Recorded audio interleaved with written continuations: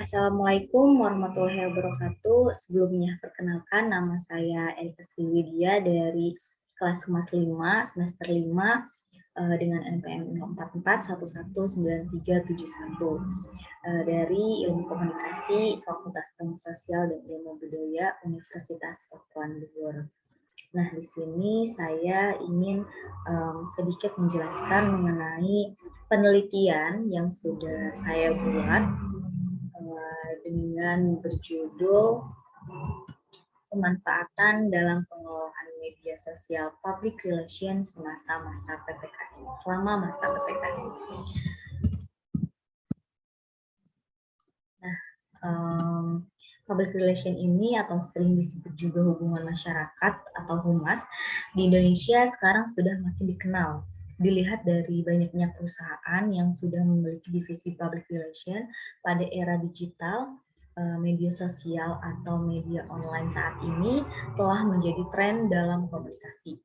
Media online dilihat dari para penggunanya, bisa dengan mudah berpartisipasi, berbagi, dan menciptakan isi meliputi blog, jejaring sosial, forum online, dan virtual. Media online ini pun semakin banyak digunakan seperti yang bisa kita lihat pada masa sekarang ini. Dari awal saat pandemi COVID-19 dan saat ini sudah dinamakan atau mungkin masuk ke tahap PPKM, semakin banyak hal-hal yang dilakukan secara online, mulai dari penggunaan media sosial yang sudah banyak digunakan oleh setiap kalangan, tidak hanya untuk urusan pribadi, namun bisa bahkan saat ini pun bisa jadi untuk bahan pekerjaan. Termasuk seorang PR pun pasti akan banyak ya memanfaatkan media-media online untuk mereka mempromosikan atau menyebarkan informasi yang lainnya. Nah, bagaimana pemanfaatan media online public relation pada masa PPKM saat ini? Untuk tujuan penelitiannya ini adalah untuk mengetahui pemanfaatan media online public relation pada masa PPKM. Penelitian ini menggunakan metode penelitian kuantitatif. Metode kuantitatif ini memiliki beberapa metode riset, yaitu metode survei, analisis isi, dan eksperimen. Sementara penelitian ini menggunakan metode survei atau bisa dibilang dengan kuesioner untuk mendapatkan data yang lebih akurat. Kriantono mendefinisikan bahwa metode survei digunakan untuk mendapatkan informasi mengenai sejumlah responden yang dapat mewakili populasi tertentu. Survei juga merupakan metode riset yang menggunakan kuesioner sebagai instrumen pengumpulan data. Nah, penelitian ini telah berhasil mengumpulkan data sebanyak 30 responden dengan menyebarkan kuesioner. Hasil yang diperoleh kemudian diolah dengan menggunakan SPSS. Berdasarkan data dari usia responden, usia dari 30 responden ini adalah terbanyak pada rentan 20 hingga 24 tahun sebesar 53,3% atau setara dengan 16 orang. Urutan yang kedua ini kurang dari 20 tahun, sekitar 43,3% atau bisa bilang dengan 13 orang, dan pada rentang 25 hingga 30 tahun 3,3%, di mana ini jumlahnya hanya ada 1 orang.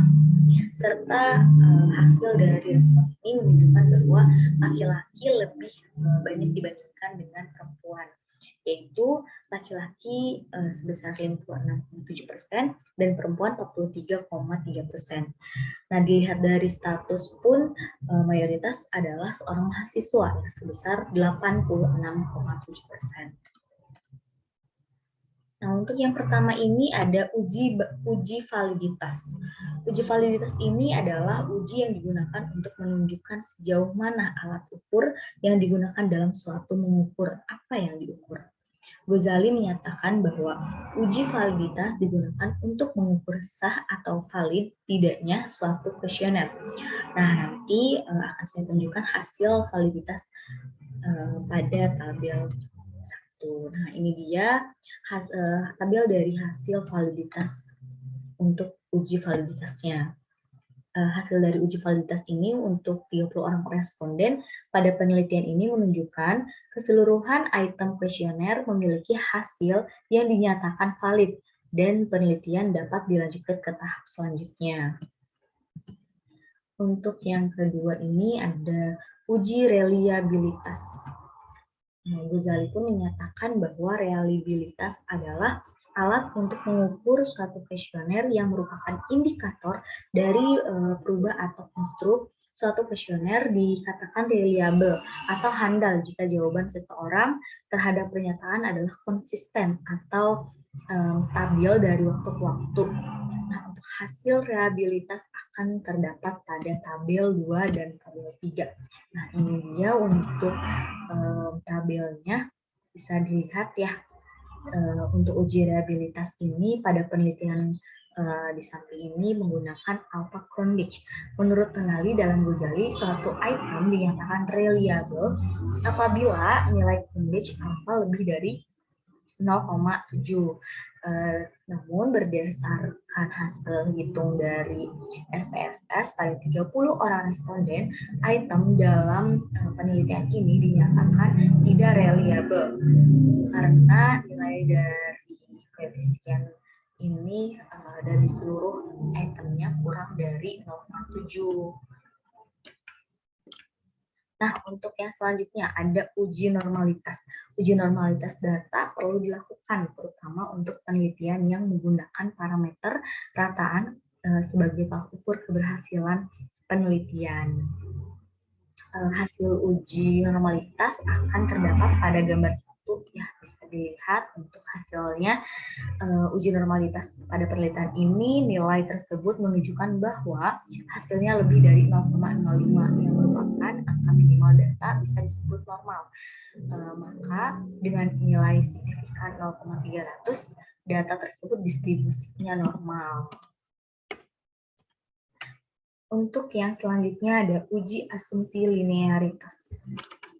Hasil pengujian yang sudah kita lihat ya di gambar sebelahnya itu scatter plot, tidak membentuk pola tertentu, sehingga dapat disimpulkan bahwa model pada penelitian ini memenuhi syarat untuk menjadi model yang baik karena asumsi linearitas terpenuhi.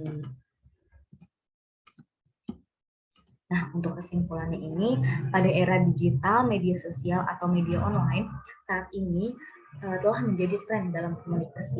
Media online dilihat dari para penggunanya, bisa dengan mudah berpartisipasi, berbagai, dan menciptakan media online pun semakin banyak digunakan, seperti yang dilihat pada masa sekarang, pada saat pandemi COVID-19, dan saat ini sudah masuk ke tahap PPKM yang sudah tadi di awal saya jelaskan ya, karena semakin banyak ya hal-hal yang dilakukan secara online ini saat ini semenjak adanya COVID ini, mulai dari penggunaan media sosial pun yang sudah banyak digunakan oleh berbagai macam kalangan, baik bapak, ibu, adik, kakak, teman-teman dan lain-lainnya. Dan tidak hanya untuk kepentingan pribadi saja, namun bisa bahkan saat ini bisa jadi untuk lahan pekerjaan seperti jualan online atau dari pakaian, sepatu, makanan dan lain-lain sebagainya.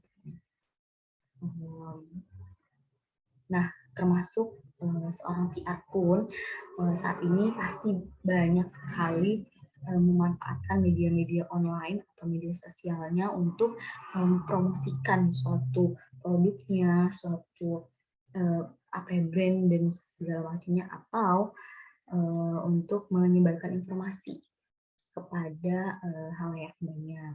Nah, berdasarkan penelitian ini, penyampaian yang dilakukan oleh media lebih memudahkan untuk mendapatkan informasi. Informasi yang disampaikan kepada pembaca harus sesuai dengan realita dan dapat menjadi pengaruh positif. Oke, mungkin hanya itu yang bisa saya sampaikan.